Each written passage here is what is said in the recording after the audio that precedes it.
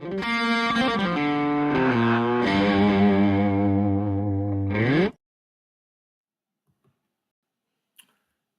good morning. How's everybody doing? Good to see you, Paul. Good to see you, Dimitro. Thanks for coming today. Streaming to you live from upstate, or not upstate, but from Western New York at the Chautauqua Institutions. Good to see you today. Good to see you, Johanna. Thanks for coming. Hope everybody had a great weekend. We are now in week 7 of 8, so we only have 2 more weeks left in class. Yay! And then you're going to get your college credit and you can move on to your next class, because I know you have better things to do than spend your summer here in Psych 118. Hope everybody's doing well. Let me check my thing. How many people we got on the broadcast so far? 3 of us. Okay, it's just you 3. Fantastic. I do want to thank you for coming today, man. I really appreciate y'all showing up every morning to lecture. It's much better to talk to people than to talk without. We're going to talk about Chapter 13, Careers and Work today. This is going to feel more like some sort of high school vocational class, and that's fine. It's not really psychology as much as it is sort of some career thoughts for you. One of the things that you're supposed to be doing as you're while in this 2-year program earning your certificate is working on your job prospects. So they think it's important that you hear a little bit from me about careers and work. So I'm going to take a few minutes talking about that today. Okay? So let's go ahead and go to the there you go. How's my sound? Dimitro, how's my sound? Has my sound gotten tinny or canny? Is my sound still good? I think I fixed it from the other day. You said the sound went bad, but I'd like to check and see if we're getting a good sound. Go ahead and type in the chat bar and let me know if it's working for you. It's great. Okay, fantastic. All right, now, what factors do influence how people choose careers? How do I start building a career? And this is sort of, I think, can be a difficult question. Nobody ever told me how to build a career. Nobody ever comes to you and says specifically, hey, you need to start working on a career. We don't really think about that. We think about doing well in school. We think about going to college and getting a job, but we really don't think about careers, maybe how we actually find one when we go looking for careers. We're told to go to school, but how do I actually pick what career I want to be? Now, your book talks a little bit about some of the psychological research that talks about people choosing careers. I think we talked about attachment style the other day, and I suggested to you that attachment style is the quality of the bond you had with your primary caregiver early in your life. And we talked about this within the context of relationships. And I said to you that people that had good relationships with their primary caregiver during their first year of life had better relationship styles, romantic relationship styles as adults. Well, you know what? It turns out that people with secure attachments also have a better time choosing, making their career choice. And we talked a little bit about self-efficacy. If you remember, we talked about self-efficacy as being your belief in your ability to follow a course of action and complete a task. Secure attachment style, self-efficacy, which are characteristics I suggested to you 2 weeks ago were important human qualities, help you in the job search process. Now, I think we talked about intelligence tests a little bit. Here's the deal. IQ tests are not that useful in determining who's going to be the best in a particular job. Instead, what an IQ test will do is to sort of suggest which industry maybe you should be involved in. If you want to be a lawyer or a doctor, your IQ test is going to be important for you deciding whether or not you're going to be a doctor, a lawyer, or a manager of a restaurant, right? Or whether or not you're going to be a street sweeper. So IQ is going to predict the likelihood of which profession you pick, but it's not going to tell us who's going to be the best once they actually get to that career. And what we found is really more important than being a smart person, having a high IQ. It's really about having talents. So you don't have to be the smartest person on the block, Johanna, but what is it that you are good at that nobody else is good at? Dimitros, same with you. You don't have to be the genius on the block, but what do you do? What do you do that separates you from other people? Okay? And social skills, being able to negotiate, being able to meet people, being friendly with people, being able to start that conversation, are definitely going to help make you a more successful person. Good morning, Caleb.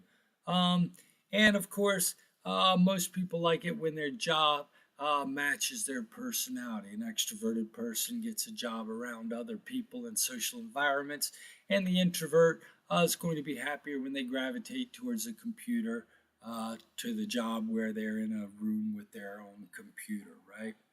Now, what research has shown is that typically children achieve the same level of education as their parents, and they usually will go into the same sort of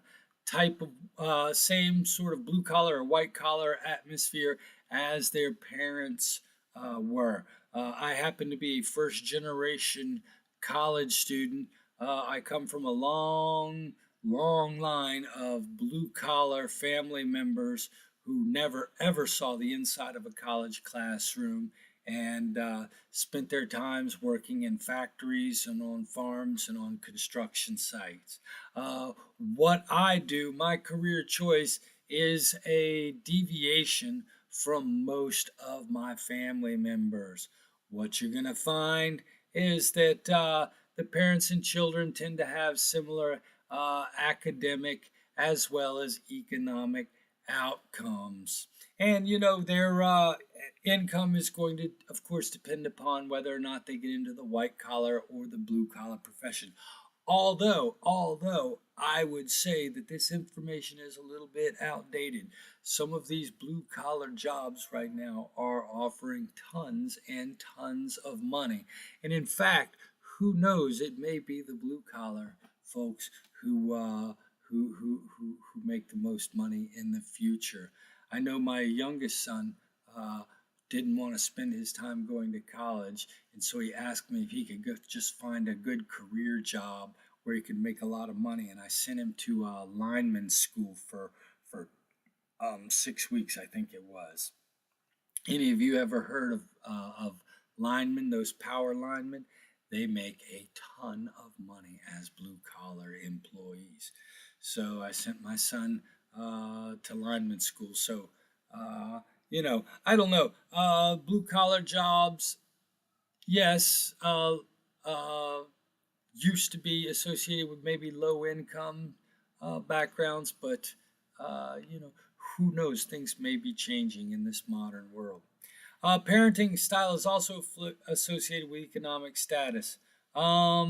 Typically, what they're going to suggest to you is that your middle and high income families are going to encourage their kids to be curious and independent, and to think critically, and all of these traits that are well suited for professional roles.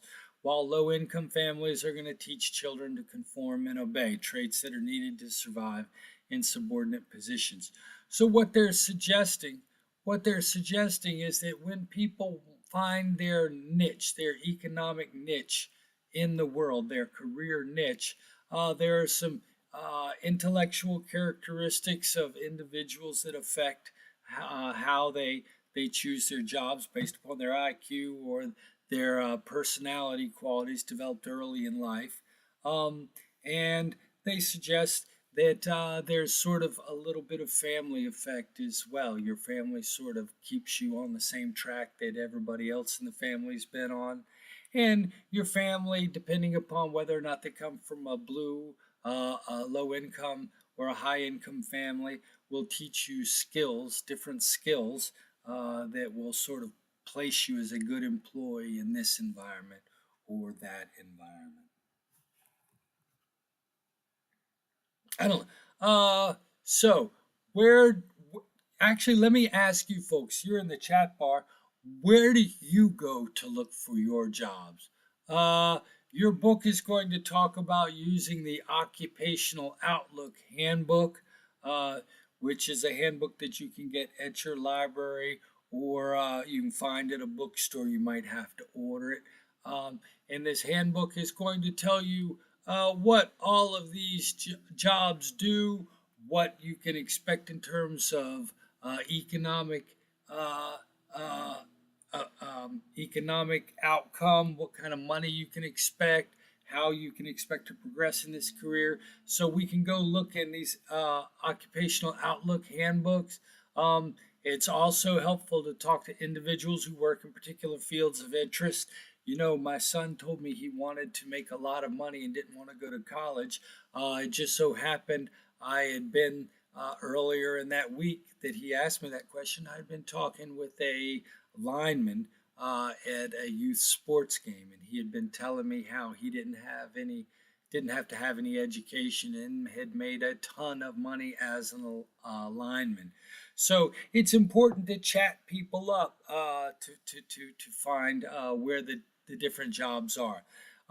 Most of you probably know a lot about the career that you're going into.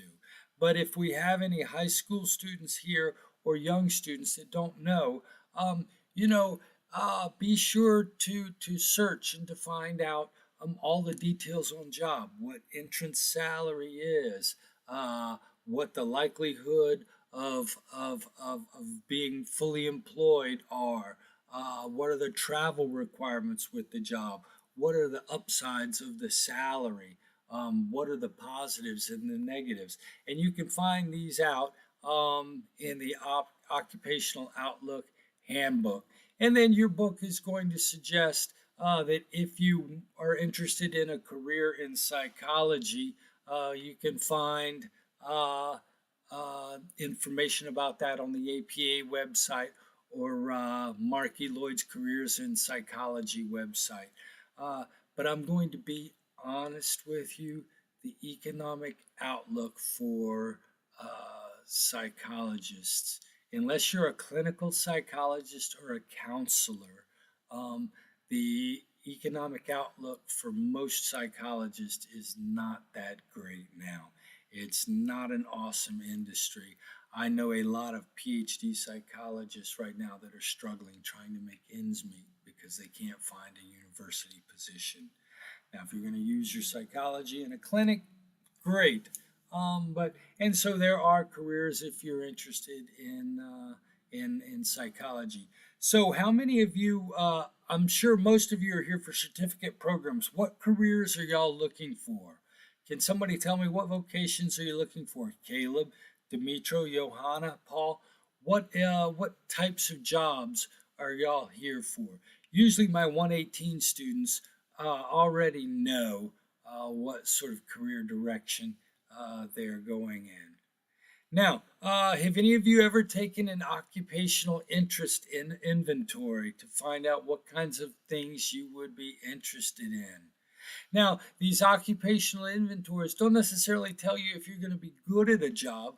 What they're going to tell you, though, is would you like the day-to-day behaviors that go with that job? So how satisfied would you be doing that job?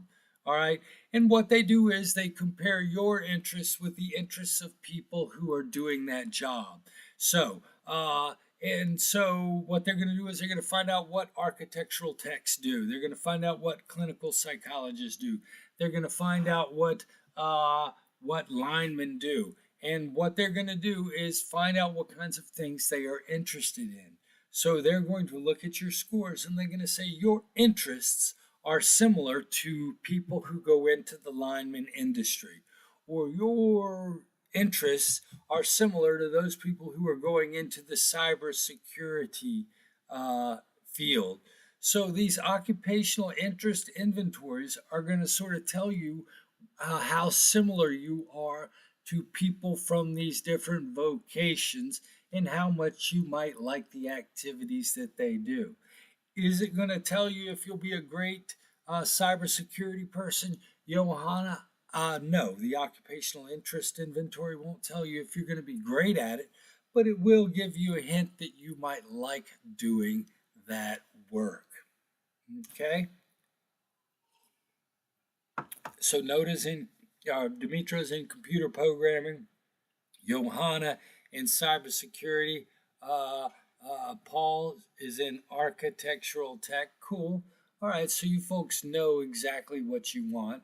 Um, now, I would ask you, did any of you, how did you discover those industries? Johanna, how did you come to decide that it was cybersecurity? Dimitro, how did you come to decide that it was computer programming? Paul, what caused you to decide that it was going to be architectural tech? While you type your answers in, I'll tell you that for me, I decided I wanted to be a psychologist in 8th grade. I went to this science camp at Appalachian State and I took chemistry and psychology for 2 weeks. The chemistry I didn't like that much, but my psychology teacher hypnotized us and told us about social psychology and showed us a feminist film, and I was hooked in 8th grade.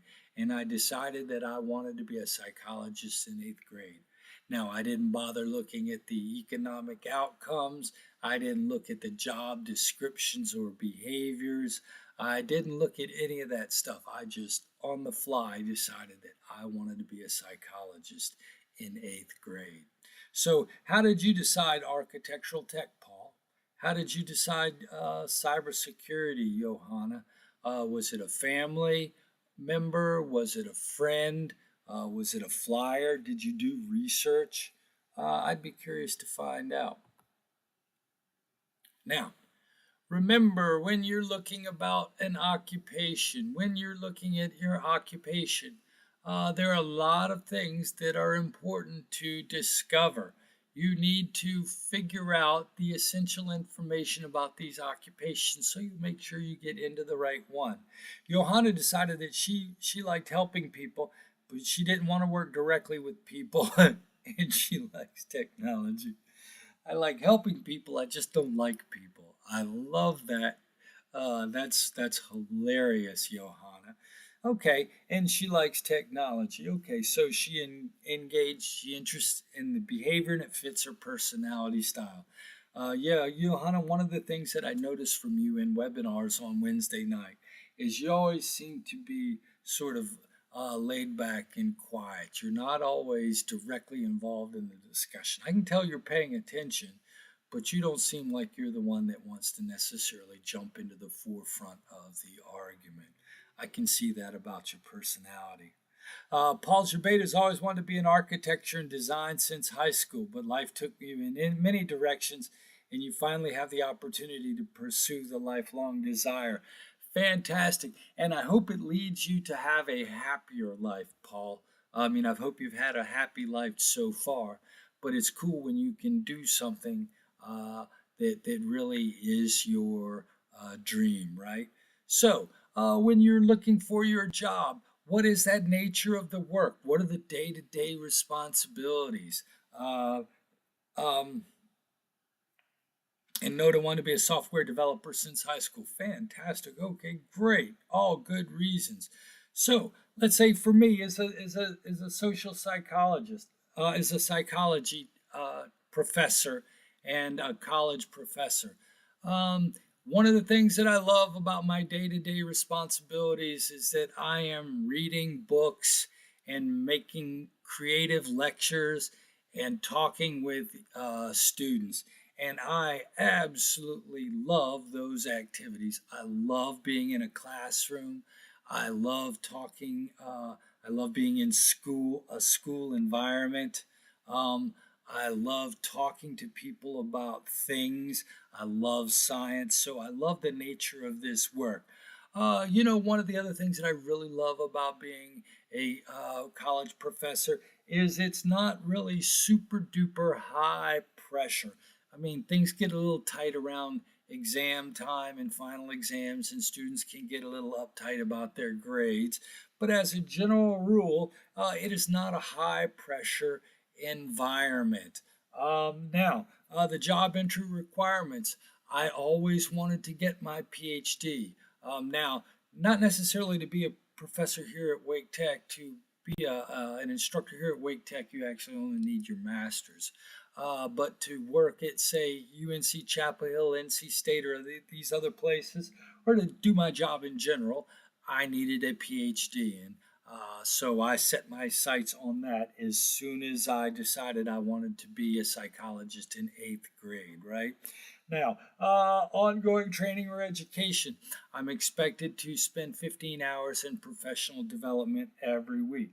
You should look into your job and see what kind of training are you going to have to do, Dimitro?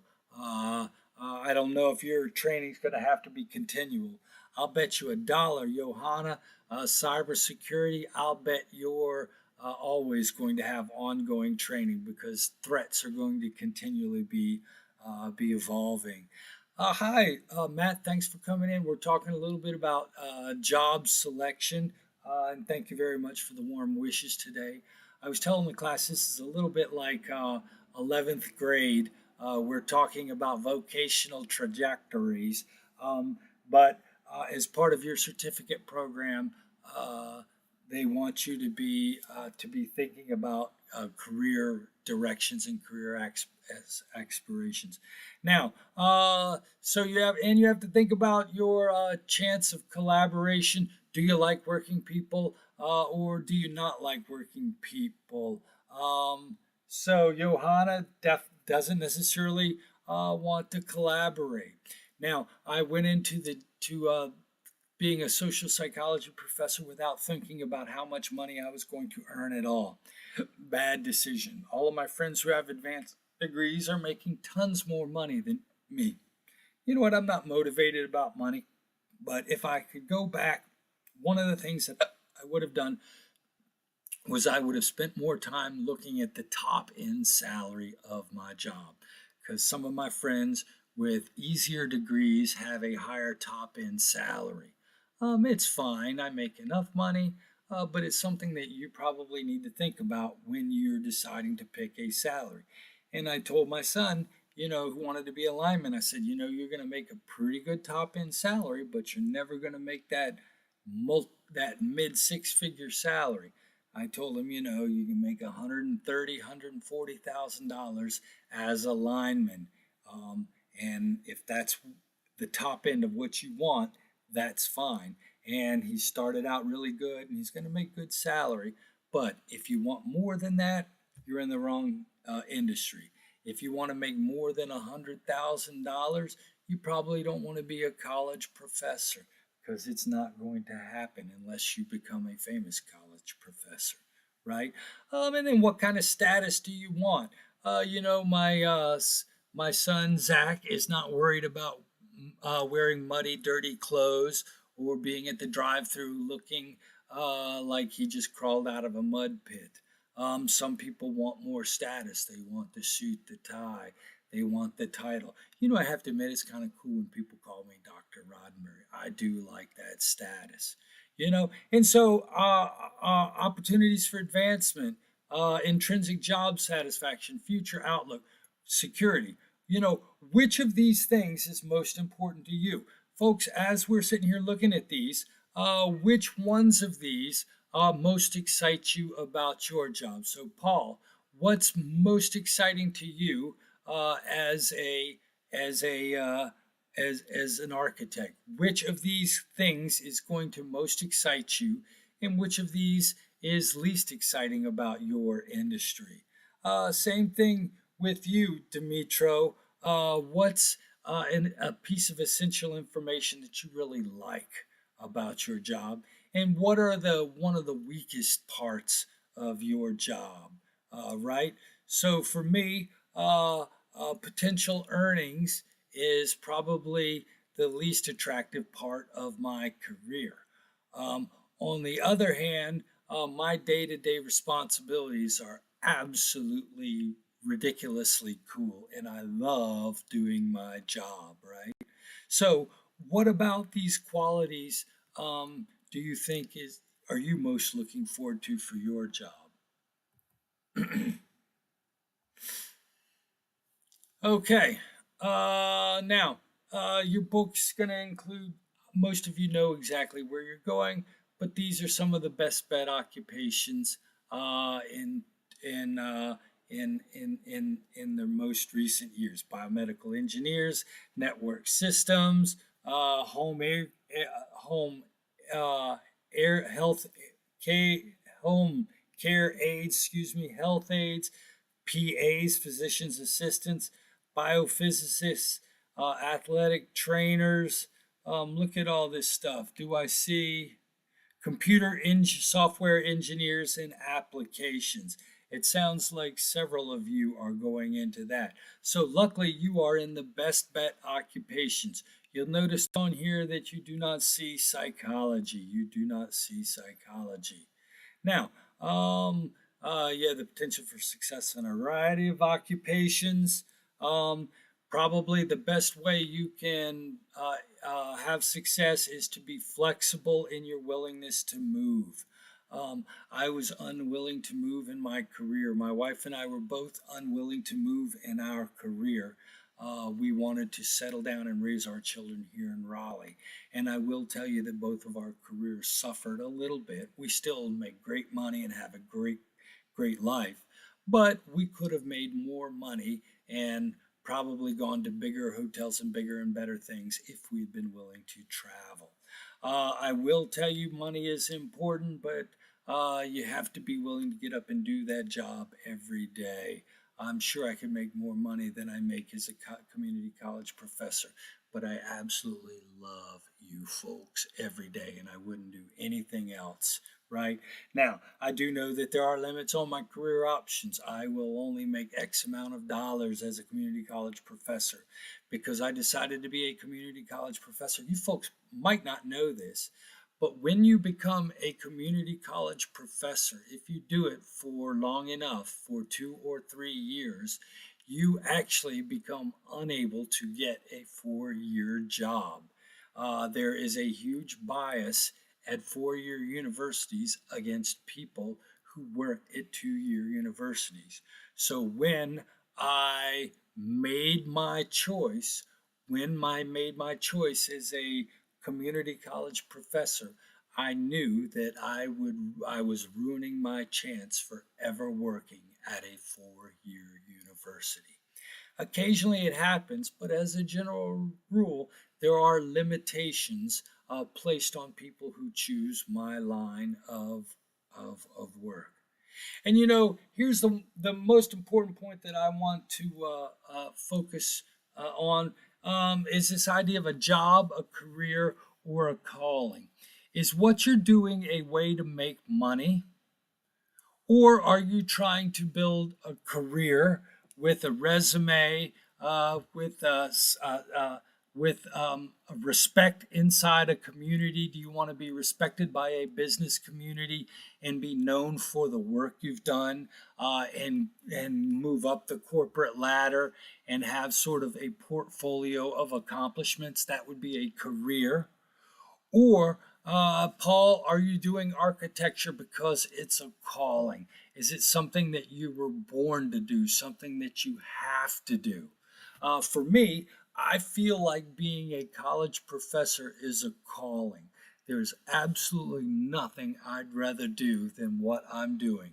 There's nothing I could have imagined for myself than being on a college campus talking with students. So, what do you want out of your out of your vocation? Is it just a way to pay the bills, or are you trying to build up a reputation within a community, or is this something? Are you doing something that you really love? Now, remember, some career decisions are not easily undone. So be careful when you make that step into a career. If you're middle aged and you've got the bills and the economic responsibilities, sometimes it's hard to start a new career because when you do start a new career, you have to go back to the beginning sometimes, right? So when you choose your vocation, think about things more than just how much money you're going to make from the job. I have a friend, speaking of that, I do have a friend that had a great job out at the Air Force Academy as a college professor. And after many years, he decided to move back east to upstate New York. He lives about 3 or 4 hours from here.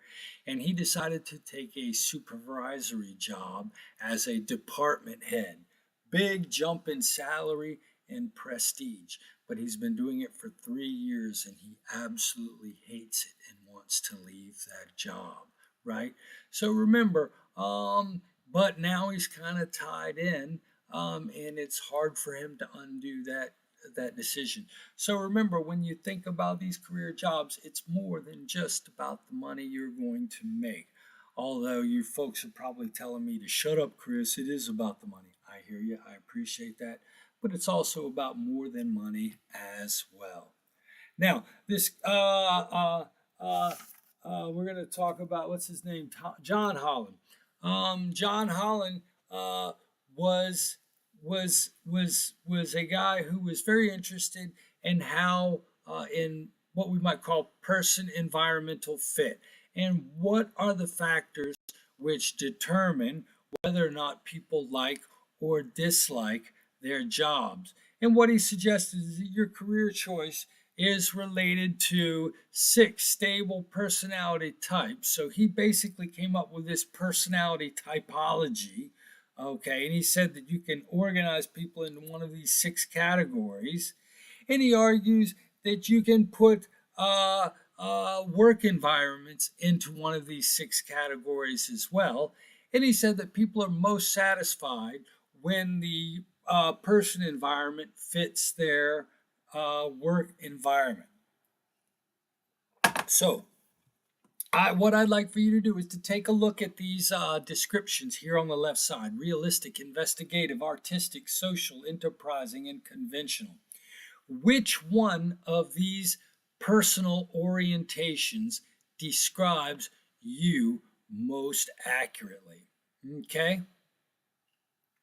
Which one is most interesting to you? Or actually pick 2 of them. Pick 2 of them.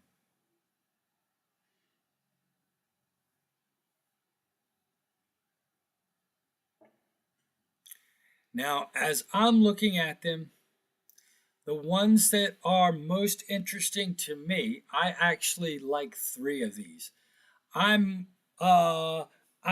I love the artistic part of my job. I love the social part of my job, and I love the part of my job that's investigative. So when you look at my personality, I kind of like problem solving. I would say investigative is my first personality choice, and then I'm with a little bit of artistic and social, but I'm mainly the investigative kind of person. But what you're going to find is that, investigative, artistic, and social kind of describe me. So what you're going to see is that I sort of have built myself a setting. So I talk a little bit about research. I don't really do research studies, but I talk about research. I love to perform for my students, and I love being inside classrooms. So sort of, I've built and you could say I'm a social and artistic or an investigative. And so I've found my school is sort of a school and college classroom. So I am sort of in a setting that feels good to me. Matthew Moreta is in realistic and social. Okay, so you folks value concrete and physical tasks. That's the weird thing about my job. I never really get to see anything being built. We talk about ideas all day long, and I even write letters down in front of behind your name at the end of the semester, A, B, C, D, or F, but I never really build anything. But you like that. Okay, so Paul Chibeta is conventional. He likes orderly, systematic, concrete tasks with verbal and mathematical data. He's a conformist and loves clerical and numerical skills. Oh, there you go. Paul Chibeta. So he's the guy that's going to keep us on task, and he's going to organize the group. And so he's going to like situations where there's lots of organization and order and then numbers add up. I like that. Notice investigative. Okay, so a computer programmer. Okay, so a computer programmer would be perfect for you. I guess I'd probably say the social is for me because I do like social involvement. I like education. I do like helping people. Cooperative, friendly. I don't know if I'm so cooperative all the time, but whatever. Okay. So here's the deal. Look at your job and see whether or not does this job match up? Does your career match up with your kinds of interest? Okay. So I love the artistic part of my job where I make up assignments and where I make up exams and where I make up lessons. And I love the social interaction with you folks. And I love the fact that we're talking about science. So, and I've found an environment. Now, I will tell you, I dropped out of college after my sophomore year. After my sophomore year, I had drank so much alcohol and had so much fun that I needed to take a couple of years off from school. And my brother got me a job as a carpenter, where I was engaging in concrete physical tasks, building walls and houses all day long. I absolutely hated it. I thought I was going to die. And so it took me about a year and a half of being a carpenter to realize that my person did not fit my work environment. And hopefully you will be clever enough to make sure that your work environment fits in with your interests. Now, your book talks about one other theory of career development. There's this fellow named Tom Super. Tom Super, isn't that a great name? Tom Super. Excuse me, Donald Super. Donald Super. I got my first names mixed up today. And he basically talks about sort of the process which people go through during their lifespan with regards to careers. Now, in psychology, there are lots of these lifespan developmental models that talk about how people evolve as they go through life. This model by John Super talks about how career develops over the course of a lifespan. And what he argues is that, in a sense, as our self develops, as our self concept unfolds and develops, this sort of affects how our career aspirations and our career activities develop. So, here's the deal. So, what he suggests, and this actually all looks like it's kind of based on Erik Erikson's model of personality development that we talked about in the beginning of the semester.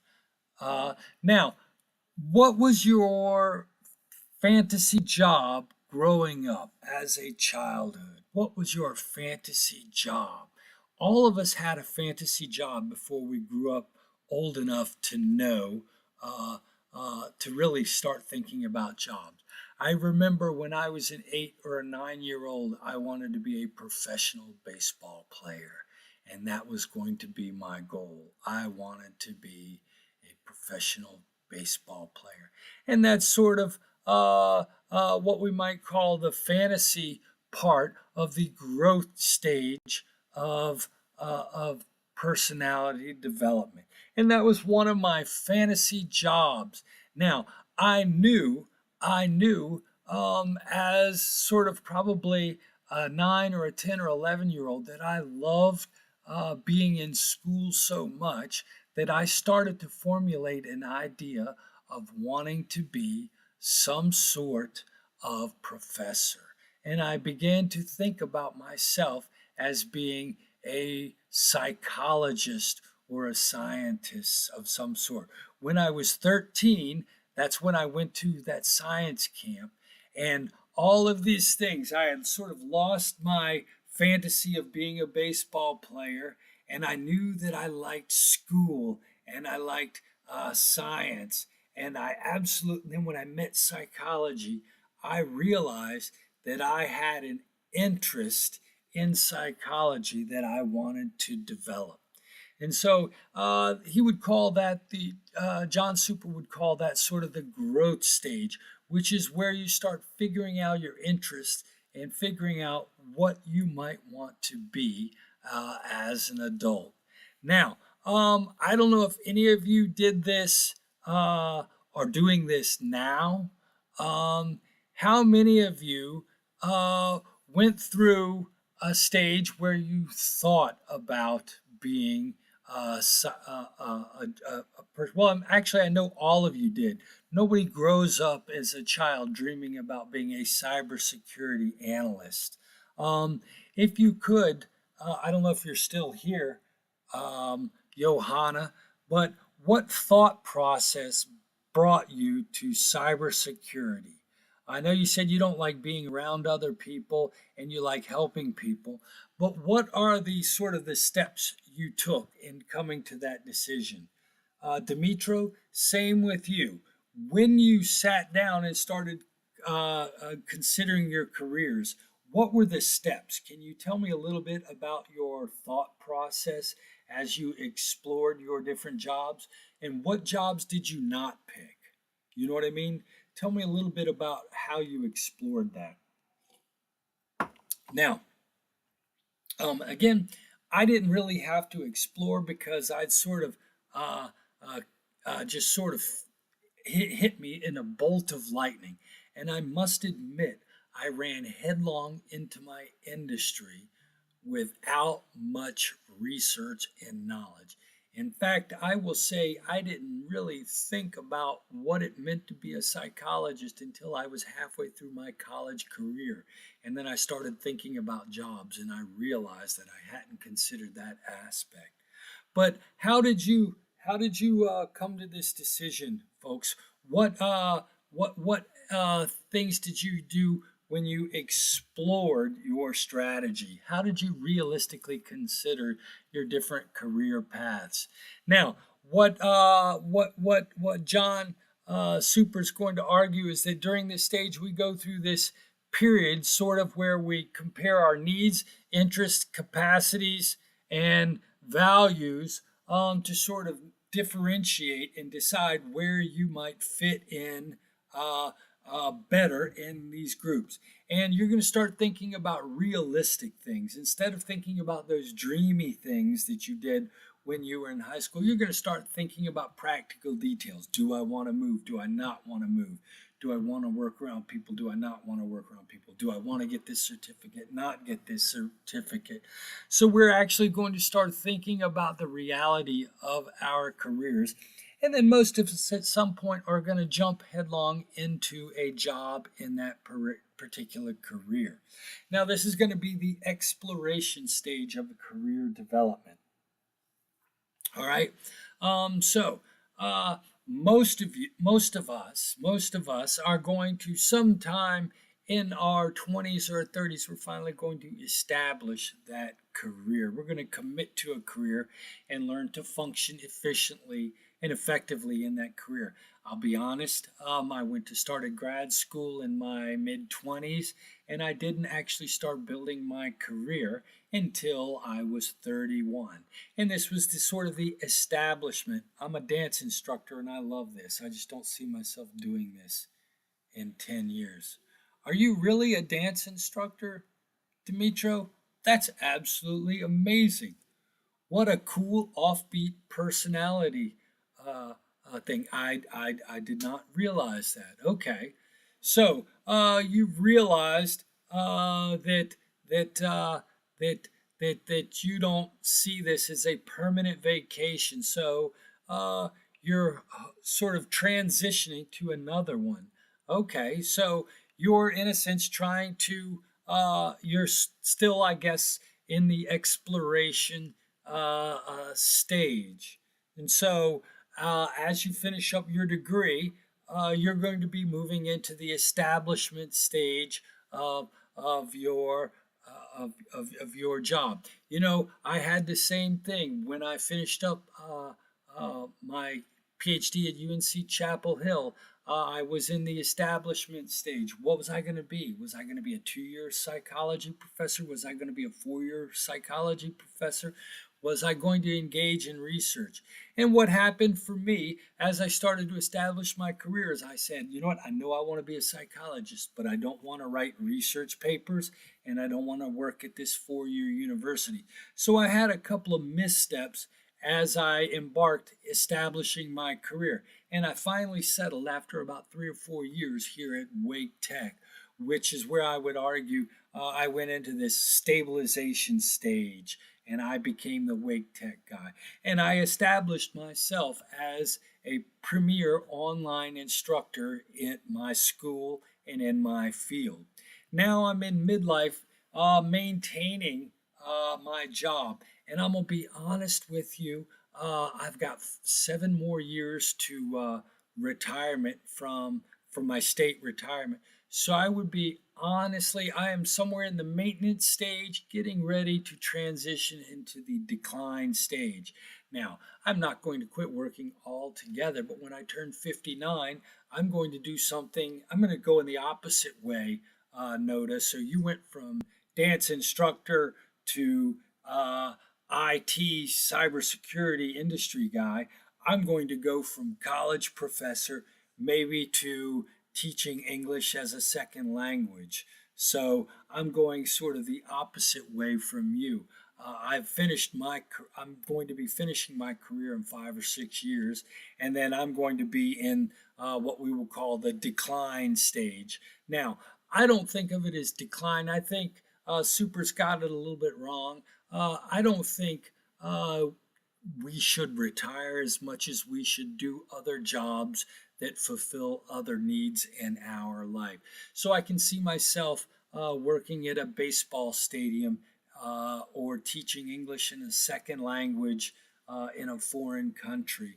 And so as we go into this decline stage, we're going to move out of our chosen career and engage in different vocational activities. Now, again, it says a cessation of vocational activity at 71. I think this is a limitation of Super's model. I think the day you quit working is the day you start dying. Now, I'm not talking about working and grinding your nose to the grindstone, trying to make that almighty dollar. But you've got to keep active. Otherwise, your cognitive abilities, your physical abilities, and your social interaction and your social abilities are all going to decline.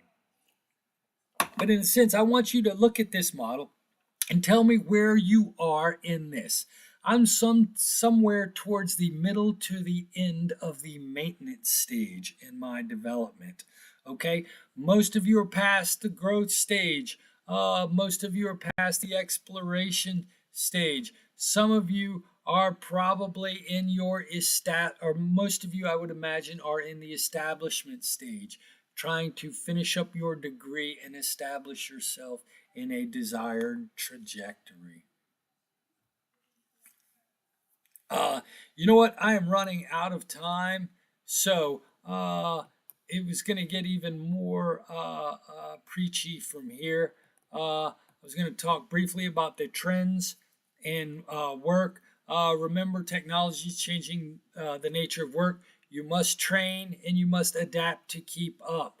Uh, uh, you must take an active role to maintain your value to the country. You to the company. You need to be a lifelong learner. Remember, your skills are going to become absolute every 10 to 15 years. So I am always trying to get the new technology and be ahead of my online psych teachers because it's going to change. If I stay the same in 10 to 15 years, I will be out of date. So I have to consistently make myself better, right? One of the things you're going to find out is that companies are downsizing and moving more to free agents and contract workers. You're doing it so they can cut off benefits and pay you less. And so you're going to have to learn how to be more of a hustler in today's job world. So you might not be that cybersecurity person that works for a career, Johanna, with the same company. You might have to be that hired gun that trains from place to place. And the highest job growth will occur in the professional and service occupations. Is there anything other than professional and service occupations? That seems obvious. And job sharing will become more common. Actually, we do have a couple of people here at Wake Tech who share a full-time position. We have these two instructors that both want to work part-time. They do counseling, and so they work outside the school, and so they actually share a job here at Wake Tech. That's going to be a possibility where you go to. Now, I want you to take a quick look at the job game and the job search. And I don't know if any of you have a resume. I'm often surprised at the number of people that don't have a resume. If you don't have one, here is a short model you can use. I highly suggest you begin building a resume. Even if you're not ready for the job search, the resume is going to show you the shortcomings in your application that you will want to fix before you get out on the job market trying to compete with other people. That's all I really had to say today. We're going to talk a little bit more about jobs on tomorrow. This week we're covering Chapter 13 and Chapter 16. So today and tomorrow is Chapter 13, and then we're going to do Chapters 16 on tomorrow. And what I'd like to do this Wednesday when we get together with our small group is hopefully we can talk about our job search processes, and we can maybe compare notes and see if we can help each other as we all start to look for new job opportunities in the world. Okay, fantastic. You folks have a great day. It was good to see you. I am so sorry for keeping you late. Take care, and I will see you tomorrow morning at 10 a.m. Bye, folks.